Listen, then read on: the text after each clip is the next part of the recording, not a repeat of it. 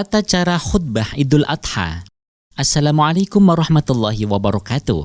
Sahabat muslim hafizakumullah, Hari Raya Idul Adha merupakan salah satu hari raya dalam agama Islam. Rasulullah SAW memerintahkan umat Islam berduyun-duyun keluar rumah untuk bersama-sama merayakan hari raya ini. Bahkan bagi perempuan haid juga disunahkan turut melakukan hal yang sama. Meski terpisah dari tempat sholat, dalam menjalankan rangkaian sholat Idul Adha disunnahkan melaksanakan khutbah Id. Sholat sunnah yang mempunyai khutbah menunjukkan ada peristiwa penting yang melingkupinya, sebagaimana sholat Jumat yang disyariatkan khutbah di dalamnya.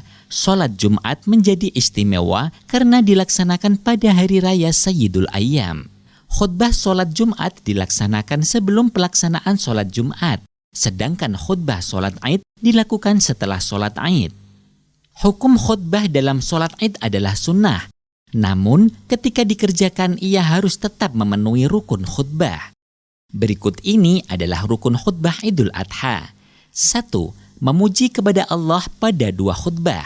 Rukun khutbah pertama ini disyaratkan menggunakan kata hamdun dan lafat-lafat yang satu akar kata dengannya. Misalkan alhamdu, ahmadu, nahmadu.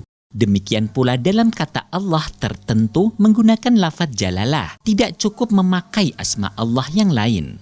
Contoh pelafalan yang benar misalkan alhamdulillah, nahmadulillah, lillahil hamdu, ana hamidatullah, allaha ahmadu. Contoh pelafalan yang salah misalkan asyukru lillahi karena tidak memakai akar kata hamdun. Alhamdulillahirrahman karena tidak menggunakan lafaz jalalah Allah. 2. Membaca sholawat kepada Nabi Muhammad pada kedua khutbah. Sholawat yang dibaca harus menggunakan kata as-sholatu atau lafaz yang satu akar kata dengannya. Sementara untuk asma Nabi Muhammad tidak tertentu menggunakan nama Muhammad seperti Ar-Rasul, Ahmad, An-Nabi, Al-Bashir, An-Nadhir, dan lain-lain. Hanya saja penyebutannya harus menggunakan isim dhahir, tidak boleh menggunakan isim dhamir kata ganti menurut pendapat yang kuat, meskipun sebelumnya disebutkan marji'anya.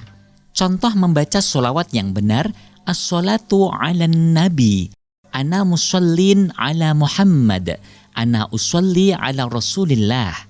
Contoh membaca sholawat yang salah, sallamallahu ala Muhammad, rahimallahu Muhammadan, karena tidak menggunakan akar kata as-sholatu, sallallahu alaihi karena menggunakan isim dhamir. 3. Berwasiat takwa di kedua khutbah. Rukun khutbah ketiga ini tidak memiliki ketentuan redaksi yang paten. Prinsipnya adalah setiap pesan kebaikan yang mengajak ketaatan atau menjauhi kemaksiatan. Contoh, ati'ullaha, taatlah kalian kepada Allah. Ittaqullaha, bertakwalah kalian kepada Allah. Inzajiru anil masiyah, jauhilah maksiat. Tidak cukup sebatas mengingatkan dari tipu daya dunia tanpa ada pesan mengajak ketaatan atau menjauhi kemaksiatan. 4.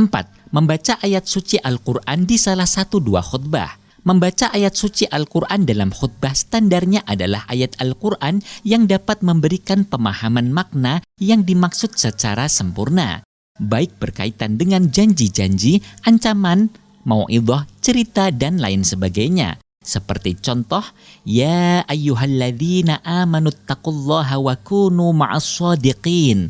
Wahai orang-orang beriman, bertakwalah kepada Allah dan bersamalah orang-orang yang jujur.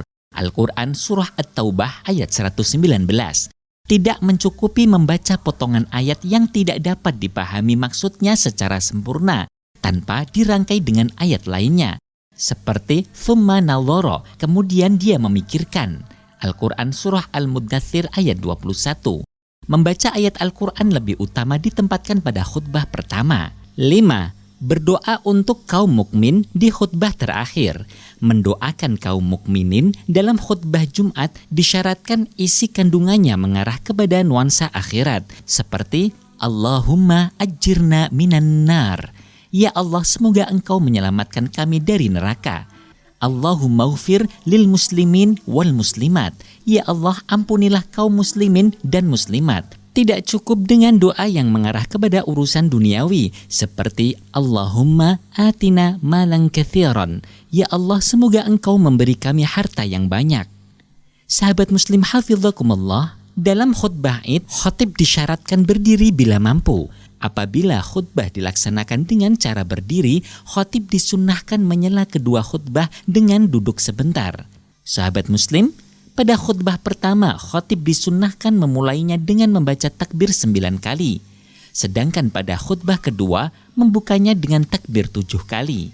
Saat khutbah berlangsung, jamaah diperintahkan untuk tenang, mendengarkannya secara seksama agar memperoleh proses kesempurnaan sholat Id. Wallahu a'lam. Demikian penjelasan mengenai rukun-rukun khutbah. Semoga bermanfaat. Wassalamualaikum warahmatullahi wabarakatuh.